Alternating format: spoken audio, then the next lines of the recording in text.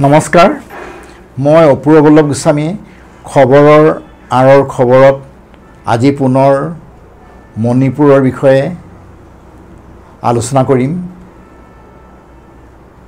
পোনপ্ৰথমে মণিপুৰৰ শেহতীয়া যি ৰক্তাক্ত পৰিৱেশ আমি যোৱা প্ৰতিবেদনত উল্লেখ কৰিছিলোঁ 1 ছেপ্টেম্বৰৰ দিনা মণিপুৰৰ বিষ্ণুপুৰ জিলাত ড্ৰোন গানৰ যিটো আক্ৰমণ সেই আক্ৰমণলৈ আজি বিভিন্ন ধৰণৰ লোক চিন্তিত হৈ পৰিছে বিশেষকৈ এই ড্ৰোন গান ভাৰতীয় সেনাবাহিনীকে ধৰি বিভিন্ন দেশত আছে কিন্তু আজি বিদ্ৰোহীৰ হাতত এই ড্ৰোন গান কেনেকৈ আহিল তাক লৈ প্ৰশ্ন হৈছে আৰু এই ড্ৰোন গান म्यानमाৰৰ পৰা আহিব পাৰে কাৰণ म्यानमाৰটো প্ৰায় 35টা বিদ্ৰোহী সংগঠনে জুন্তা চৰকাৰক কুঁৱা কৰি ৰাখিছে কাৰণ म्यानमाৰৰ কেইবাটাও আচলতে উল্লেখযোগ্য বিদ্ৰোহী সংগঠন আছে আমি म्यानमार পৰিৱেশন কৰি সেই সময়ত 2007 চনতে এখন কিতাপ আমি লিখিছিলোঁ নাম্বৰৰ পৰা म्यानमारলৈ বুলি আৰু এই কিতাপত আমি म्यानमाৰৰ বিদ্ৰোহী সমস্যাৰ কথা উল্লেখ কৰিছিলোঁ আৰু একে সময়তে আমি মণিপুৰৰ বিদ্ৰোহী সমস্যাৰ ওপৰত উল্লেখ কৰিছিলোঁ আমি ড্ৰাগছৰ কথা উল্লেখ কৰিছিলোঁ আজি যেহেতু এই ড্ৰোন গানৰ ওপৰত প্ৰথম আমি আলোচনা কৰিব লৈছোঁ কাৰণ এই ড্ৰোন গানৰ যিটো আক্ৰমণ ই আচলতে ভাল ধৰণে চালে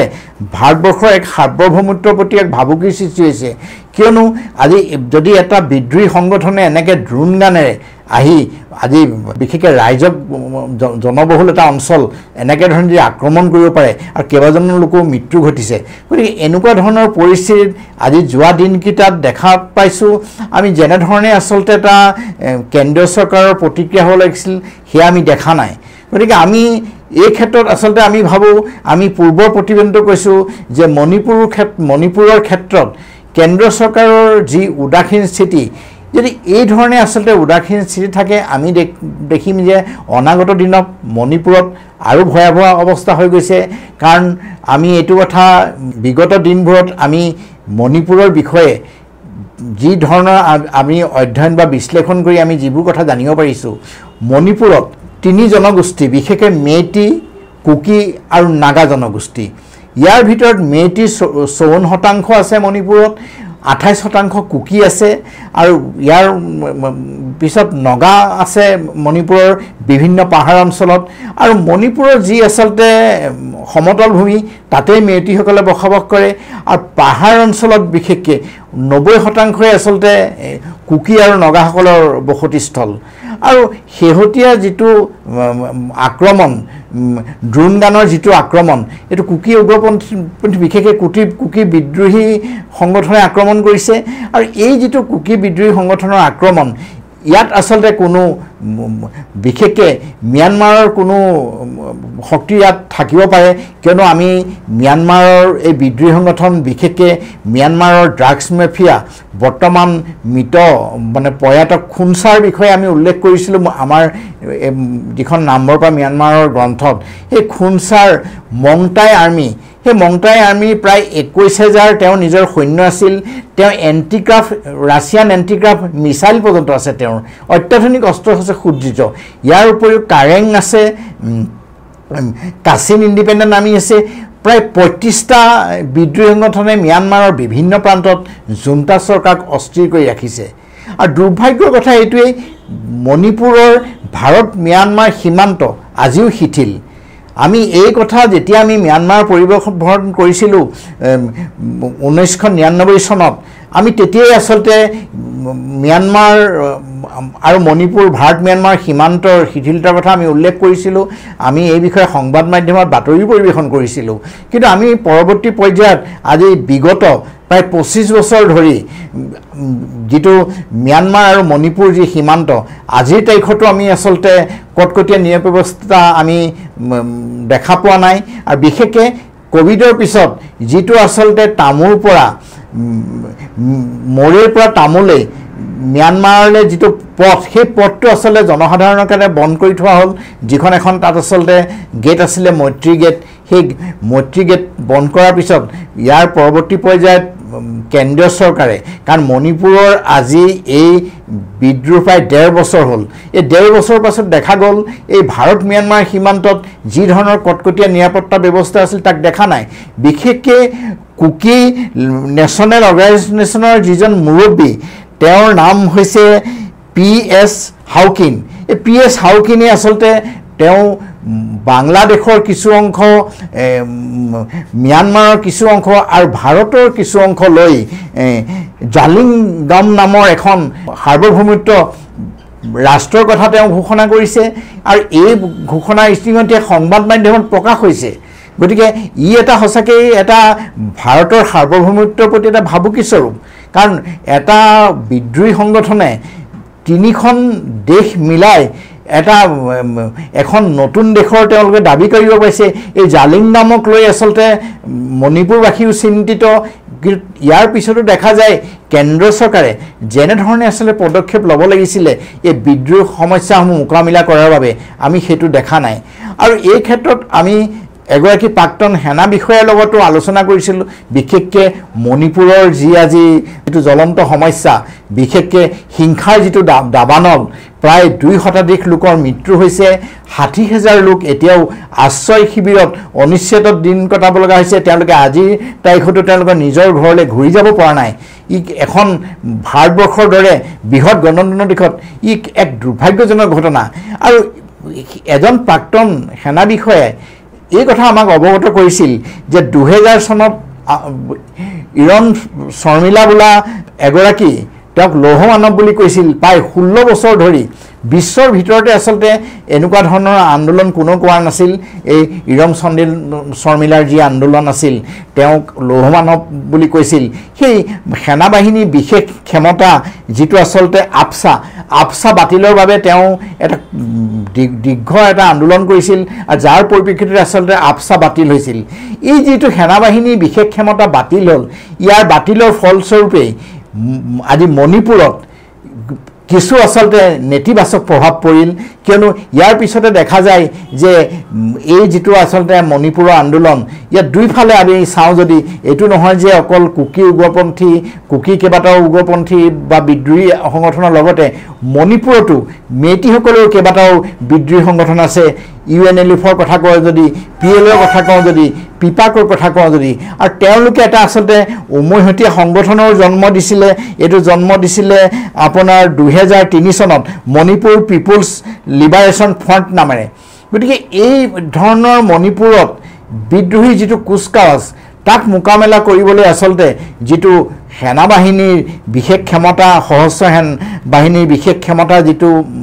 অধ্যাদেশ সেইখন আচলতে মণিপুৰৰ পৰা এতিয়া এইটো একাংশই ক'ব খোজে যে এইখন উঠাই দিয়াত আইন শৃংখলা পৰিস্থিতি নিয়ন্ত্ৰণত কিছু ব্যাঘাত জন্মিছে বুলি ক'ব বিচাৰে কিন্তু এই কথা আমি এজন সংবাদকৰ্মী হিচাপে আমি এই কথাটো অৱগত কৰিছোঁ কিন্তু আমি এইটো ভালকৈ জানো কেন্দ্ৰীয় চৰকাৰৰ যিটো কেন্দ্ৰীয় চৰকাৰে আচলতে আজি গৈ পাকিস্তানৰ বালাকোটত গৈ আচলতে তেওঁলোকে সাৰ্জিকেল ষ্ট্ৰাইক চলাইছিল গতিকে আমি ভাবোঁ ম্যানমাৰৰ পৰা যদি এনেধৰণে বাহিৰা শক্তিয়ে মণিপুৰত যদি সঁচাকৈ আচলতে উত্তেজনাময় পৰিস্থিতি সৃষ্টি কৰি আছে মই ভাবোঁ কেন্দ্ৰীয় চৰকাৰে এই ক্ষেত্ৰত কঠোৰভাৱে আচলতে সশস্ত্ৰ যিটো বাহিনী বিশেষ ক্ষমতা আইন প্ৰয়োগ কৰি হ'লেও ইয়াক নিৰ্মূল কৰিব লাগিব নহ'লে মই ভাবোঁ এক সাৰ্বভৌমত্বৰ কাৰণে এক প্ৰশ্ন আহিছে আৰু এইটো ঠিক ম্যানমাৰৰ যিটো গোল্ডেন ট্ৰায়াঙ্গল আমি সেই সময়তে উল্লেখ কৰিছিলোঁ আজিও আচলতে ড্ৰাগছৰ যিটো অবৈধ সৰবৰাহ আমি কিছুদিনৰ আগতে এইটো আমি অৱগত কৰিছিলোঁ সংবাদ মাধ্যমতো আমি প্ৰকাশ কৰিছিলোঁ এগৰাকী অতিৰিক্ত আৰক্ষী পৰ্যায়ৰ আচলতে তেখেত মহিলা আছিলে বৃন্দা বুলি তেওঁ আচলতে এই ড্ৰাগছৰ বৰ্তমান মণিপুৰ চৰকাৰৰ যিটো আচলতে ড্ৰাগছৰ প্ৰতি যিটো আচলতে তেওঁলোক এটা মিতিয়ালী বুলি ক'ব লাগে চৰকাৰৰ মিতিয়ালীৰ বাবে তেওঁ আচলতে পদত্যাগ কৰিব লগা অৱস্থা হৈছিল আৰু আমি যদিও আচলতে আজি অশান্ত মণিপুৰ তাৰ মাজতে কিন্তু এই মণিপুৰৰ মাজেদি আচলতে আজি নাগালেণ্ড বা অসম হৈ ভাৰতবৰ্ষৰ বিভিন্ন প্ৰান্তত পূৰ্ণ উদ্যমে আচলতে ড্ৰাগছ সৰবৰাহ হৈ আছে কিন্তু ইও এটা আচলতে এটা চিন্তনীয় বিষয় ই আচলতে যদিও আমি দেখা পাওঁ যে 39 নং ৰাষ্ট্ৰীয় ঘাইপথত আমাৰ গোলাঘাটৰ আৰক্ষীয়ে হওক বা বোকাজানৰ আৰক্ষীয়ে হওক প্ৰায় আচলতে ড্ৰাগছ সৰবৰাহক আটক কৰে বহু আচলতে কোটি কোটি টকাৰ ড্ৰাগছ উদ্ধাৰ হয় কিন্তু ইয়াৰ উৎসটো ম্যানমাৰ আমি আগতে আচলতে আমাৰ এই কিতাপত আমি উল্লেখ কৰিছিল ম্যানমাৰৰ গোল্ডেন ট্ৰেংগুলৰ কথা সেই ম্যানমাৰৰ গোল্ডেন ট্ৰেংগুলতেই আটাইতকৈ সৰহ পপি খেতি হয় আৰু সেই পপি খেতিৰ লগত যিটো খুনচাৰ যিজন আজি তেওঁ মৃত হ'ল যদিও তেওঁ উত্তৰাধিকাৰী হিচাপে চাও জেংজেঙে এই গোটেই ড্ৰাগছ সৰবৰাহটো চলাই আছে গতিকে এই ড্ৰাগছ সৰবৰাহৰ লগত এই যিটো আচলতে ম্যানমাৰৰ ছান ষ্টেটৰ যিটো বিদ্ৰোহী মংটাই আৰ্মি এটা শক্তিশালী আৰ্মি মই যিটো কৈছোঁ গতিকে এই বিদ্ৰোহীৰ লগত গতিকে আজি মণিপুৰৰ যিবোৰ ঘটনা ঘটি আছে যিহেতু তাৰ বিদ্ৰোহীৰ লগত এই যিটো ম্যানমাৰৰ বিদ্ৰোহী কিবা সংযোগ থাকিব পাৰে যাৰ কাৰণে আচলতে আজি ড্ৰোন গানৰ নিচিনা এই গান আজি আছিলে আমাৰ ভাৰতত আচলতে ব্যৱহাৰ হৈছে বিদ্ৰোহী ব্যৱহাৰ কৰিব পাৰিছে বিদ্ৰোহীয়ে মই এই ক্ষেত্ৰত আচলতে এইটোৱে কওঁ যে কেন্দ্ৰ চৰকাৰৰ গৃহ বিভাগে এই ক্ষেত্ৰত আচলতে সতৰ্ক বা যদি কঠোৰভাৱে এই অনাগত দিনত মণিপুৰক লৈ আচলতে চিন্তা নকৰে তেতিয়াহ'লে আমি মণিপুৰৰ অৱস্থা এক ভয়াৱহ হ'ব আৰু ভাৰতৰ যিটো এটা সাৰ্বভৌমত্বৰ প্ৰতি প্ৰশ্ন আহিছে আৰু মণিপুৰত মই যেনেধৰণে কৈছোঁ আজি মেইটিৰ কথা কুকিৰ কথা NSNIMও আচলতে মণিপুৰত সক্ৰিয় আৰু NSNIMৰ কথা 2015 চনত ফ্ৰেমৱৰ্ক চুক্তি হ'ল সেই চুক্তিৰো আজি প্ৰায় 1 দশক হ'ব কিন্তু আজিৰ তাৰিখত যিটো আচলতে এই নগা বিদ্ৰোহী সমস্যা সেইটো সমাধান নহ'ল আমি আচলতে যিকোনো বিদ্ৰোহী হওক কুকিয়েই হওক বা মেইটিয়েই হওক এই যি তেওঁলোকৰ যিকেইটা বিদ্ৰোহী সংগঠন তেওঁলোকত আচলতে শান্তিৰ বাতাবৰণে বা শান্তিৰ আলোচনা কৰি মণিপুৰ আচলতে আমি শান্ত হোৱাটো বিচাৰোঁ কাৰণ সঁচা কথা আমি পূৰ্বৰ প্ৰতিবেদনটো কৈছোঁ প্ৰাকৃতিক সৌন্দৰ্যৰে মনোমোহা কোনোবা যদি আজি লোকটক হ্ৰদলৈ গৈছে সেই লোকটক হ্ৰদৰ বিশেষকৈ তাত যিটো আচলতে লোকটক হ্ৰদৰ পাৰত হাউচবোট আজি কাশ্মীৰৰ হাউচবোটলৈ যায় কিন্তু মণিপুৰলৈ যদি আপোনাৰ কেতিয়াবা লোকটক হ্ৰদ যায় সেই লোকটক হ্ৰদৰ হাউচবোট এটা বিশাল ডাঙৰ এৰিয়া তাত তেনেকুৱা ধৰণৰ বহু নাও আছে তাত এনেকুৱা মানুহৰ তাত ঘৰ আছে আমি দেখি আচলতে নিজেই আচলতে কৈছিল যে আমি আমাৰ উত্তৰ পূৰ্বাঞ্চল আচলতে বিশেষকৈ তাৰমানে পৰ্যটনৰ ক্ষেত্ৰত আমাৰ কিমান আচলতে চহকী গতিকে এই যিটো মই চাংঘাইৰ কথা ক'লোঁ চাংঘাই পহু চাবলৈ মণিপুৰলৈ বহু লোক আহে কিন্তু আজি বিগত আচলতে দশক ধৰি মণিপুৰৰ যি বিদ্ৰোহী সমস্যা বিশেষকৈ বিভিন্ন জনগোষ্ঠীৰ বিদ্ৰোহে এক কোঙা কৰি ৰাখিছে আৰু এই যিটো আচলতে কুকি বিদ্ৰোহী সমস্যা ক'লোঁ কুকিসকলো আচলতে অসমলৈ স্বাধীনতাৰ আগতেই প্ৰায় 1923 চনতে কাৰ্বি আংলঙৰ সিংহাসন পাহাৰলৈ আহিছিল আৰু এতিয়াও আচলতে আমি এইটো বেছি দিনৰ কথা নহয় 2020 চনৰ কথা কুকি উগ্ৰপন্থীৰ এটা দল আমি টকোলাংছ বুলি এটা জলপ্ৰপাতলৈ গৈছিল বৰ্তমানৰ বিধানসভাৰ উপাধ্যক্ষ বোকাজান সমষ্টিৰ বিধায়ক ডক্টৰ নুমল মমিনৰ লগত সেই টকোলাংছ জলপ্ৰপাতৰ প্ৰাকৃতিক সৌন্দৰ্যৰ মাজতে আমি এটা সাক্ষাৎকাৰ লৈছিলোঁ সেই সাক্ষাৎকাৰ কৰাৰ পিছত আমি জানিব পাৰিলোঁ যে সেই অঞ্চলত কুকি বিদ্ৰোহীৰ কাৰ্যকলাপ আছে আৰু তাৰ পৰৱৰ্তী পৰ্যায়তে সেই বিদ্ৰোহী কাৰ্যকলাপৰ উমান পোৱা গৈছিল আমি সেই সময়তে এটা ভিজুৱেলো আচলতে সংগ্ৰহ কৰিছিলোঁ ইয়াৰ পৰৱৰ্তী পৰ্যায়ত কাৰ্বি আংলঙৰ আৰক্ষীয়ে কিছু হ'লেও এই বিদ্ৰোহী যদিও নিৰ্মূল কৰিছিল বৰ্তমানলৈকে আচলতে তেনেকুৱা ধৰণৰ কাৰ্যকলাপ নাই কিন্তু এই কথাও ঠিক গতিকে এই যিটো বিদ্ৰোহী কাৰ্যকলাপ এফালে আমি শান্তিৰ কথা কওঁ একে সময়তে যদি এই বিদ্ৰোহী কাৰ্যকলাপ বা বিদ্ৰোহীৰ লগত শান্তিৰ আচলতে আলোচনাত যদি নবহে তেতিয়াহ'লে আচলতে অনাগত দিনত মণিপুৰৰ যি মানে ভয়াৱহ পৰিস্থিতি পুনৰ আচলতে এই ভয়াৱহলৈ গতি কৰিব আমি এইটোৱেই ভাবোঁ আচলতে কেন্দ্ৰীয় চৰকাৰক পুনৰ আহ্বান জনাইছোঁ এই যিটো বিদ্ৰোহী সংগঠনকেইটা আছে আলোচনাত মেজলৈ আনি এটা শান্তিৰ বাতাবৰণ যাতে মণিপুৰলৈ আহে তাৰ কাৰণে আচলতে এটা প্ৰচেষ্টা ল'বলৈ আমি কেন্দ্ৰীয় চৰকাৰক আহ্বান জনাইছোঁ খবৰৰ আঁৰৰ খবৰ আজি ইমানতে আমি মুখলৈ মাৰিছোঁ সকলোকে ধন্যবাদ জনাইছোঁ মই অপূৰ্ব বল্লভ গোস্বামী